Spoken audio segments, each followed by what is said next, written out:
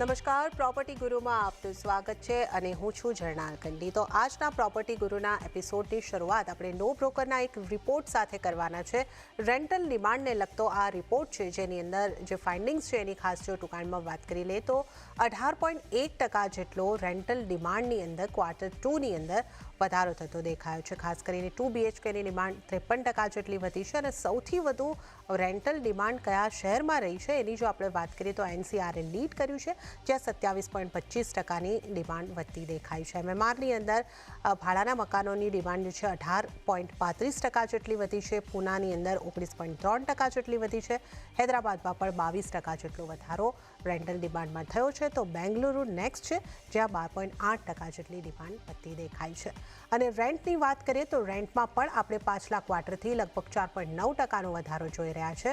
શહેરો વાઇઝ જો અહીંયા આગળ વાત કરી લઈએ તો સૌથી વધારે બેંગ્લોરનો રેન્ટ વધતું દેખાયું છે 8.1% જેટલું, નવી મુંબઈમાં 7.3% જેટલા રેન્ટની અંદર વધારો થયો છે, ગુરુગ્રામમાં 5.1%, દિલ્હી અને મુંબઈની અંદર સામાન્ય રેન્ટની અંદર ઘટાડો થતો જોવા મળ્યો છે। તો હવે આ રિપોર્ટ ઉપર આપણે વધુ વાત કરીશું અને આ માટે આપણી સાથે જોડાયા છે નો બ્रोकर को फाउंडर અને chief business officer Saurabh Garg. Saurabh ji, स्वागत है आपका CNBC बाजार पर। सौरभ जी, आपकी रिपोर्ट में पाया गया है कि टॉप 5-6 जो सिटीज़ है इंडिया की, उसमें रेंटल डिमांड में हम देख रहे हैं कि डबल डिजिट में बढ़ोतरी हुई है और रेंट भी हमें करीबन 5% के आसपास बढ़ता हुआ दिख रहा है। तो मुख्य क्या रीजंस रहे हैं इसके पीछे? नमस्कार जर्ना जी। इसमें अगर आप देखेंगे तो हम लोग काफ़ी देख रहे हैं कि डिमांड इंक्रीज़ हो रहा है टॉप 6 सिटीज़ में। इसका मेजर रीज़न है कि अगर आप पिछले 1-2 साल में देखेंगे, जब कोविड चल रहा था, तो कंपनीज़ ने काफ़ी नए एम्प्लॉइज़ को ऐड किया, रिक्रूटमेंट किया काफ़ी, एंड वो सब लोग अपने घर से काम कर रहे थे, काफ़ी लोग अपने होम टाउन्स में से काम कर रहे थे। एंड अब धीरे-धीरे वो लोग वापस इन सिटीज़ में आ रहे हैं, जैसे कि बैंगलोर, पुणे, हैदराबाद, इन सब जगह वापस आ रहे हैं। तो एक डिमांड, एक लमसम वापस आ रही है। एंड एंड उसका रीज़न है कि एकदम से हमें डिमांड इंक्रीज़ होती हुई दिख रही है। और इसके साथ-साथ अगर आप देखेंगे कि कोविड के टाइम पे कंस्ट्रक्शन काफ़ी म्यूटेड था, कंस्ट्रक्शन रुका हुआ था कई जगह, बिकॉज़ कंस्ट्रक्शन वर्कर्स नहीं थे, रेरा ने भी एक्सटेंशन दिया था। तो जो घरों की डिलीवरी होनी थी, वो उतनी डिलीवरी हुई नहीं है। एंड बेसिकली डिमांड बढ़ गई है, लेकिन सप्लाई नहीं बढ़ी है। और इसकी वजह से हम लोग देख रहे हैं कि रेंट में काफ़ी इंक्रीज़ हुआ है। तो अभी पिछले 6 महीने में आप ये डेटा देखिए कि 6 महीने का डेटा है, इसमें ही हम लोग काफ़ी जंप रेंटल में देख रहे हैं। और इसका मेजर रीज़न यही है कि सप्लाई नहीं है, एंड जो लोग घर ढूँढ रहे हैं, उनको अब जल्दी से जल्दी घर क्लोज़ करना है, बिकॉज़ वो सिटीज़ में वापस आ रहे हैं, बट क्योंकि कमी है घरों की, तो जिस भी प्राइस पे उनको मिल रहा है, वो एक्स्ट्रा पे करके भी वो घर वापस ले रहे हैं। ઓકે, તો રેન્ટની ડિમાન્ડ જે વધતી દેખાઈ રહી છે એની પાછળનું મુખ્ય કારણ આપણે जो છે અહીંયા આગળથી જે રીતની डिमांड અને सप्लाई जो છે એની મિસમેચ અહીંયા આગળથી આપણને દેખાઈ રહી છે। इस पे हमने आगे भी सौरभ जी आपसे या नो ब्रोकर के साथ हमने जब बात की है, इस टॉपिक पे डिस्कशन हमने पहले भी किया है। तो अभी यही स्थिति आगे भी आपको दिख रही है, जो डिमांड सप्लाई के बीच में जो गैप है वो आगे भी रहने की उम्मीद है, या अब ये जो गैप है वो फिल हो सकता है? और अगर हम कुछ पैटर्न्स की बात करें या किस तरीके की आप ट्रेंड की बात करें, तो रेंटल मार्केट में अभी कौन-कौन से ट्रेंड पे काम हो रहा है? हाँ, तो अगर आप देखेंगे तो डिमांड ऑल्दो इंक्रीज़ हो गया है, बट अभी भी वो जो बड़ी आईटी कंपनीज़ हैं, उनके काफ़ी एम्प्लॉइज़ अभी वापस नहीं आए हैं। ऑफ़िस ऐसा नहीं है कि पूरे तरह से खुल गए हैं। हाइब्रिड वर्क है या फिर काफ़ी वर्क फ्रॉम होम भी चल रहा है। तो आई थिंक अभी और थोड़ा टाइम लगेगा, जबकि सारे एम्प्लॉइज़ वापस आएँ, एंड डिमांड और भी इंक्रीज़ होगी।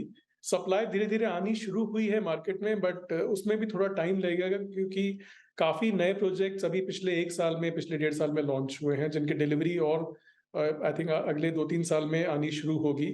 तो मुझे लगता है कि अगले 1 डेढ़ साल अभी थोड़ा डिमांड सप्लाई मिसमैच रहेगा, जब तक कि सारे एम्प्लॉइज़ वापस आ जाएँ और सप्लाई बढ़नी शुरू हो। उसके बाद लगता है कि थोड़ा स्टेबिलिटी आएगी, क्योंकि सप्लाई काफ़ी काफ़ी कंस्ट्रक्शन हो रहा है, and supply should come into the market. अगर आप ट्रेंड्स के बारे में बात करें, तो हम काफ़ी इंटरेस्टिंग ट्रेंड्स देख रहे हैं। हमें देखने को मिल रहा है कि लोग बड़े हाउसेस को प्रेफर कर रहे हैं। जो पहले छोटे घरों में भी रहते थे, वो लोग भी अब कोशिश कर रहे हैं कि थोड़ा बड़ा घर हो। अमेनिटीज काफी इंपॉर्टेंट हो गई है, सिक्योरिटी काफी इंपॉर्टेंट हो गई है। तो गेटेड सोसाइटीज की डिमांड काफी ज्यादा है इंडिपेंडेंट बिल्डिंग्स के कंपैरिजन में। तो पूरे का पूरा अगर आप रेंटल इन्फ्लेशन भी देखेंगे, डिमांड इंक्रीज भी देखेंगे, तो गेटेड सोसाइटीज काफी ज्यादा है as compared to independent buildings. And जो हमने कोविड में एक ट्रेंड देखा था कि लोग बोल रहे थे कि हम सबर्ब्स में रह सकते हैं, दूर रह सकते हैं, वो ट्रेंड अभी काफी रिवर्स हो गया है। लोग कोशिश कर रहे हैं कि क्लोजर टू वर्क रहें, क्योंकि मेजर सिटीज में अगर आप देखेंगे काफी कंस्ट्रक्शन भी चल रहा है, कहीं पे मेट्रो कंस्ट्रक्शन चल रहा है, कहीं पे कोई इंफ्रास्ट्रक्चर प्रोजेक्ट है, जिसके चलते हुए काफी ट्रैफिक इश्यूज भी हैं। तो इसलिए प्रेफरेंस लोगों का यही है कि जितना वर्क के पास, अपने ऑफिस के पास रह सके, वो ही कोशिश कर रहे हैं। एंड रेंटल इन्फ्लेशन बढ़ा है, साथ में लोगों का बजट भी बढ़ा है, बिकॉज वही अभी मजबूरी है, क्योंकि आपको अदरवाइज प्रॉपर्टी नहीं मिल रही है। तो लोगों ने बजट भी अपना इंक्रीज किया है। एंड जो कि ओनर्स हैं, उनको देखने को मिल रहा है कि रेंटल यील्ड्स बढ़ गई हैं। तो कुछ कुछ जगह अगर आप देखेंगे, जैसे कि बैंगलोर में, पुणे में, कुछ कुछ जगह में अब 5% से लेकर 6% तक यील्ड भी मिल रही है, जो कि 2-3 साल पहले तक अनहर्ड था, क्योंकि यील्ड्स टिपिकली रेंटल यील्ड 2.5-3% के बीच में रहती थी। तो काफी बड़ा उसमें जंप मिला है। एंड इसको देखते हुए नए इन्वेस्टर्स भी मार्केट में आ रहे हैं, क्योंकि उन्हें लगता है कि अच्छा अपॉर्चुनिटी है इन्वेस्ट करने का, रेंटल यील्ड्स भी अच्छा रिजल्ट रिटर्न दे रहे हैं।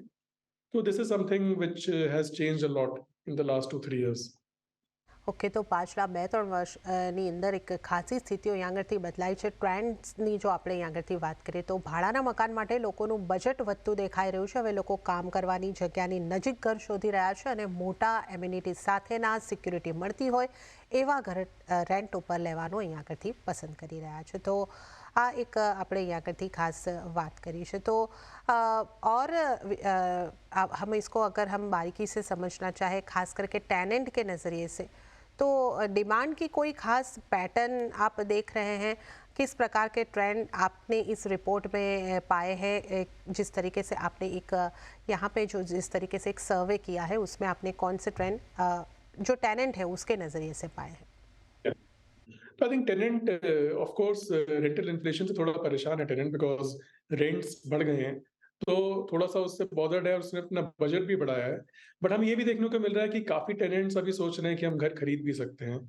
एंड लाइक जैसे मैंने पहले भी बोला कि गेटेड सोसाइटी का काफी प्रेफरेंस है कि हमारे को अम्यूनिटीज मिलनी चाहिए, हमारे को सिक्योरिटी बहुत इंपॉर्टेंट है। सिक्योरिटी जैसे टेनेंट्स ने बोला कि सबसे इंपॉर्टेंट क्राइटेरिया है उनके लिए अभी, कि कोई भी अगर वो प्रॉपर्टी देख रहे हैं, उसमें सिक्योरिटी होना एकदम ही अनिवार्य है उनके लिए। 3 BHK का डिमांड काफी बड़ा है as compared to 1 BHK 2 BHK। तो लोग ज्यादा प्रेफर कर रहे हैं कि एक एक्स्ट्रा रूम हो घर में, एंड वो लोग थोड़ा बड़े घरों को प्रेफरेंस दे रहे हैं। तो आई थिंक ओवरऑल ये देखने को मिल रहा है कि इतना आसान नहीं हो रहा है घर मिलना, बिकॉज सप्लाई लिमिटेड है। तो हायर प्राइस देके थोड़े बड़े घर ढूंढने की कोशिश कर रहे हैं, एंड मेकिंग श्योर कि सिक्योरिटी है, एमिनिटीज है, इस पे ज्यादा लोगों का रुझान है। ઓકે, તો આજ આપણે જે ટ્રેન્ડ્સની વાત કરી રહ્યા છે તે એની અંદર આપણે જે રીતે જોઈ રહ્યા છે, મોટા ઘર સિક્યુરિટી આપતા હોય અને સુવિધાવાળા ઘરની અહીં આગળથી રેન્ટ ઉપર સારી માંગ આવી રહી છે અને રેન્ટની અંદર પણ એક વધારો થતો દેખાઈ રહ્યો છે. तो अगर हम आगे आउटलुक की अगर बात करें रेंटल मार्केट के, तो आप रेंटल मार्केट को अब किस तरीके से देख रहे हैं? देखिए, इसमें यही लगता है कि रेंट थोड़ा हाई रहेगा, क्योंकि डिमांड अभी हाई है, एंड अभी काफ़ी लोगों को वापस आना है। काफ़ी जो कि फैमिली वाले या बैचलर्स हैं, जिनके बच्चे नहीं हैं, बट अभी वर्क फ्रॉम होम अलाउड है, वो लोग काफ़ी लोग अभी वापस नहीं आए हैं। क्योंकि जिनके जो फैमिलीज़ हैं, जिनके किड्स हैं, उनके स्कूल्स खुल गए हैं, तो वो लोग वापस आ गए हैं। But bachelors and families without kids, अभी उनका वापस आना बाकी है। एंड आईटी कंपनीज भी स्ट्रगल कर रही हैं एम्प्लॉयज को वापस लाने में, ऑल्दो वो कोशिश कर रही हैं धीरे धीरे उसको करने के लिए। तो ये डिमांड इंक्रीज ही रहेगी कुछ टाइम तक, एंड रेंटल्स भी इंक्रीज रहेंगे, क्योंकि सप्लाई इमीडिएटली नहीं आने वाली है, धीरे धीरे ट्रिकल करके सप्लाई आ रही है। But in the next, so expectation is कि नेक्स्ट 1-1.5 साल में ये रेंट हाई रहेंगे, एंड उसके बाद जब सप्लाई आना स्टार्ट होगा, then we should get a kind of a better match demand and supply का, and then there should be more stability in the market. Saurabh ji, अभी अगर हम कीमतों के बारे में खास बात कर लें, क्योंकि जिस तरीके से हमने यहाँ पे बात की कि लोग रेंट थोड़ा ज़्यादा देना पड़ रहा है, उस हिसाब से भी घर खरीदने के लिए सोच रहे हैं, और जो अपनी प्रॉपर्टी को रेंट करना चाह रहे हैं उनके लिए यील्ड थोड़ी बढ़ती दिखाई दे रही, तो वो उस नज़रिए से भी घर खरीदना चाहेंगे। तो अगर घरों की बिक्री की हम बात करें, कीमतों की अगर बात करें, तो यहाँ पे आपका आउटलुक किस तरीके से बन रहा है? देखिए, आप एकदम ही सही बोल रहे हैं कि टिपिकली जो भी टेनेंट होते हैं, वो कैसा सोचते हैं कि हम अभी कितना रेंट दे रहे हैं और अगर हमें घर खरीदना है, तो हमें कितना ईएमआई देना पड़ेगा। तो वही कंपैरिज़न देखते हैं, क्योंकि इट्स नॉट अबाउट कि काफ़ी लोग बोलते हैं कि इंटरेस्ट रेट्स काफ़ी बढ़ गए हैं, अभी आपको होम लोन 9 सवा 9% पे मिल रहा है, तो इससे डिमांड म्यूटेड होगी, बट लोग ऐसा नहीं सोचते हैं। लोग ऐसा सोचते हैं कि अगर मैंने एक घर लिया है और सपोज़ आपका एक 1 करोड़ का हाउस है जो आपने रेंट पे लिया हुआ है, तो उसमें आप ऑलरेडी 50,000 का रेंट अगर दे रहे हैं एंड उसके अगेंस्ट अगर आप उसमें 20 लाख का डाउन पेमेंट कर रहे हैं और ईएमआई देख रहे हैं, तो 70,000 की ईएमआई आ रही है। पीपल कंपेयर दैट कि मैं 50,000 का रेंट दे रहा हूँ वर्सेस 70,000 देकर मैं वो घर ओन कर लूँगा। That is what is more preferable to people and that is the one of the biggest reasons कि इतने हाई इंटरेस्ट रेट्स पे भी हम इतनी बायर डिमांड देख रहे हैं, because more and more tenants सोच रहे हैं कि ये 20,000 ही एक्स्ट्रा देना है और घर मेरा हो जाएगा। एंड देन ऑफ कोर्स अपना घर है, तो आप उसमें अपनी तरह से उसे डिज़ाइन भी कर सकते हैं, आप अपने कुछ भी उसमें इनपुट्स देने हैं तो वो कर सकते हैं। तो अपने घर की बात अलग ही होती है। तो आई थिंक वो उसकी वज़ह से काफ़ी ज़्यादा डिमांड है। Lot of tenants are thinking of buying the homes and property prices भी अगर आप देखें तो काफ़ी इंक्रीज़ हुए हैं पिछले 2 ढाई साल में। तो लोगों को एक फ़ियर ऑफ मिसिंग आउट भी है कि अगर हमने अभी नहीं खरीदा, तो शायद हम घर खरीद ही नहीं पाएँगे, वो बहुत महँगा हो जाएगा। एंड काफ़ी डेवलपर्स ने न्यू लॉन्चेस करे हैं, न्यू प्रॉपर्टीज़ बहुत सारी आ रही हैं मार्केट में एंड लोगों के पास ऑप्शंस हैं। तो इसमें अच्छा हम लोगों को ट्रैक्शन दिख रहा है, काफ़ी ग्रोथ आ रही है in the number of properties being sold every year. હવે આપણે એક નાઇટ ફ્રેન્કના ખાસ રિપોર્ટ અંગે વાત કરવાના છે, જે રિપોર્ટની અંદર આવનારા 24-25 વર્ષની અંદર રિયલ એસ્ટેટનું કેટલું કઈ રીતનું આઉટલુક બની રહ્યું છે, એનો ગ્રોથ કઈ રીતનો છે, એની ખાસ વાત કરવામાં આવી છે। અને આની ઇનસાઇટ શેર કરવા માટે આપણી સાથે જોડાયા છે Knight Frank India director research Vivek Rathi. Vivek ji, स्वागत है आपका सीएनबीसी बाजार पर। तो विवेक जी, आपकी जिस रिपोर्ट की मैं बात कर रही हूँ, जिसमें कहा गया है कि इंडिया का रियल एस्टेट सेक्टर जो है वो 2047 तक 5.8 ट्रिलियन यूएस डॉलर तक एक्सपांड होने की संभावना आप देख रहे हैं। तो इसके पीछे क्या वजह, क्या कारण आप देखे हैं?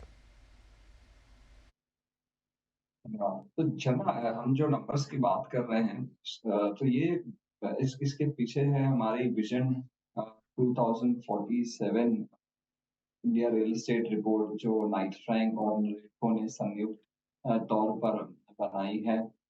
और इस रिपोर्ट में अगर हम देखें, हमने जो आंकड़े बताए हैं, चाहे वो रियल एस्टेट में रेजिडेंशियल, ऑफिस, रिटेल सारे सेगमेंट्स के, उसका जो सबसे पहला पैमाना है वो भारतीय अर्थव्यवस्था के ऊपर है। जो इंडियन इकोनॉमी है, हम इंडियन इकोनॉमी जब हमने असेसमेंट किया, हमने 3 सिनेरियोज़ रन किए और उन 3 सिनेरियोज़ के बेसिस पे जो इंडियन इकोनॉमी की साइज़ है, वो हम आज के करीब $3.5 ट्रिलियन से बढ़ के अगले 25 वर्षों में करीब $36 ट्रिलियन की एवरेज बेस केस के हिसाब से हम प्रोजेक्ट कर रहे हैं। तो ये 33 से 40 ट्रिलियन डॉलर्स हो सकता है 2047 में, जो आज से 25 साल आगे है।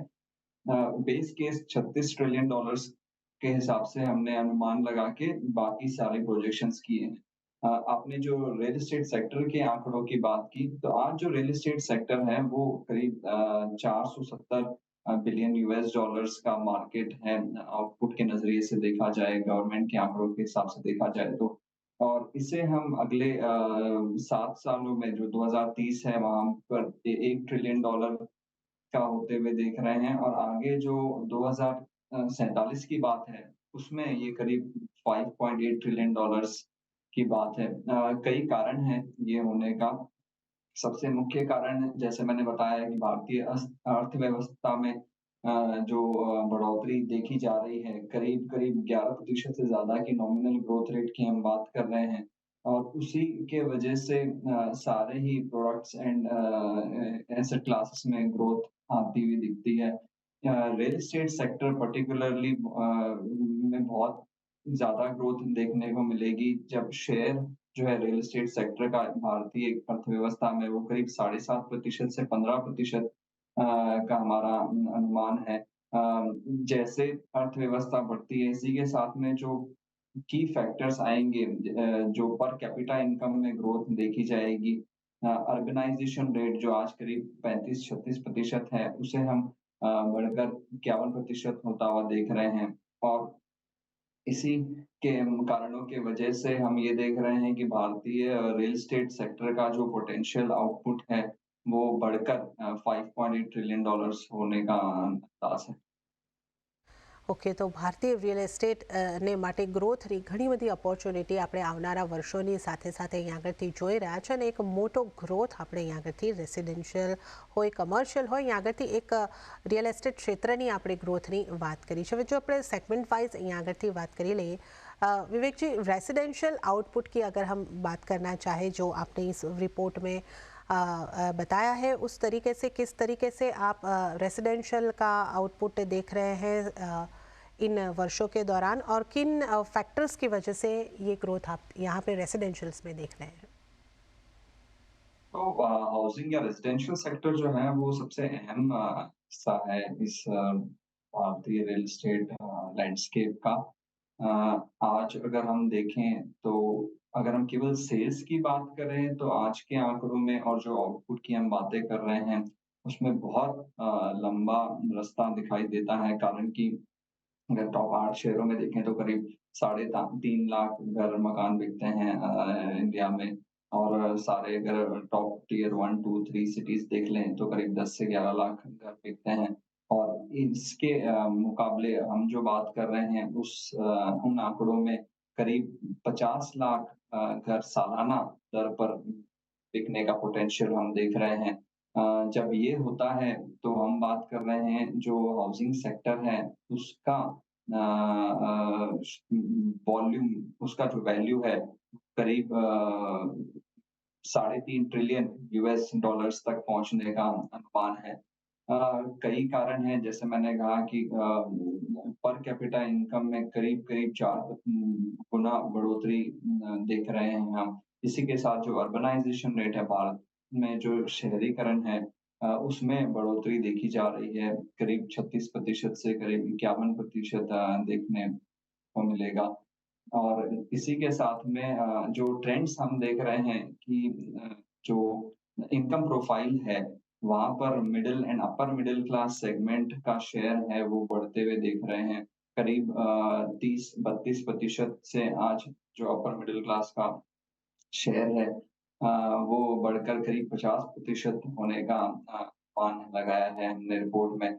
और इन कारणों की वजह से भारतीय रेज़िडेंशियल सेक्टर में दोनों ही तरीके से वो value as well as volume mix ऊपर की तरफ जाते हुए अंदाज़ लगा रहे हैं। ઓકે, તો આપણે રેસિડેન્શિયલ સેક્ટરની વાત કરી છે, ઘણો મોટો ગ્રોથ અહીંયા આગળ છે. જે આંકડો આપણને અહીં આગળથી વિવેકજીએ જણાવ્યો છે, 50 લાખ ઘર વર્ષે વેચાઈ શકે છે, તો આ એક ઘણો મોટો આપણે ગ્રોથ અહીંયા આગળથી રેસિડેન્શિयल क्षेत्र પણ જોઈ શકીશું. विवेक जी, आप ऑफिस और वेयर हाउसिंग सेक्टर की अगर बात करें तो इस सेक्टर्स के आउटलुक को लेकर क्या आपके फाइंडिंग्स पाए गए हैं? तो जो कमर्शियल सेक्टर की बात करें जिसमें मुख्य है ऑफिस सेक्टर वहाँ पे सर्विस सेक्टर एम्प्लॉयमेंट जो है वो बहुत बड़ा वेरिएबल साबित हुआ है और आगे भी होगा। आज के समय में करीब 35-36% भारतीय वर्कफोर्स है वो सर्विस सेक्टर में इन्वॉल्व है, जिसे हम बढ़ता हुआ देख रहे हैं अगले 25 सालों में और इसी के साथ में जब ग्रोथ ये आती है आईटी सेक्टर, फार्मा, स्टार्टअप और दूसरे सेक्टर्स में इन सब के मद्देनज़र जो कमर्शियल रियल एस्टेट की डिमांड आएगी, उसके मद्देनज़र करीब $470 बिलियन सालाना लेवल हमने अनुमान लगाया है 2047 में। तो इन कारणों से ऑफिस स्पेस रियल एस्टेट जो है उसमें हम अपना व्यू पॉइंट दे रहे हैं इस रिपोर्ट के माध्यम में। अगर हम वेयर हाउसिंग और इंडस्ट्रियल सेक्टर की बात करें तो यहाँ पर भी आंकड़े बहुत ही स्ट्रॉन्ग है। जैसे मैंने अभी तक बात की थी इकोनॉमी की जहाँ पे हमने करीब 10 गुना ग्रोथ की बात की है अगले 25 सालों में। जो रियल एस्टेट सेक्टर है वहाँ में करीब हम 12 साढ़े 12 गुना ग्रोथ की बात कर रहे हैं। अगर हम इंडस्ट्रियल वेयर हाउसिंग की बात करें तो यहाँ पर भी एक बहुत स्ट्रॉन्ग ट्रेंड देखा गया है ऑलरेडी इन लास्ट डेकेड में। जो भी स्कीम्स आई है गवर्नमेंट की मेक इन इंडिया की प्रोडक्शन लिंक्ड इंसेंटिव स्कीम्स जो है और इसके वजह से जो ग्रोथ मिला है सेक्टर में इसे हम आगे बढ़ते हुए देख रहे हैं। हम ये देख रहे हैं कि मैन्युफैक्चरिंग सेक्टर का जो शेयर है आज करीब 15 से 16% वो बढ़कर के करीब 30-31% होने का हमारा फोरकास्ट है। जो इंडस्ट्रियल सेगमेंट में हम की रियल एस्टेट प्रोडक्ट की बात करें, जमीन की, लैंड की जो इंडस्ट्रियल लैंड है, उसमें आज सरकार के अनुमान के हिसाब से करीब-करीब आधा मिलियन मतलब करीब 5 लाख हेक्टेयर्स की ज़रूरत लगी हुई है। इसे हम बढ़कर करीब अगले 25 सालों में 10 लाख हेक्टेयर के आसपास देख रहे हैं। जो 5 लाख है वो करीब 1 करोड़ हेक्टेयर के आसपास देख रहे हैं।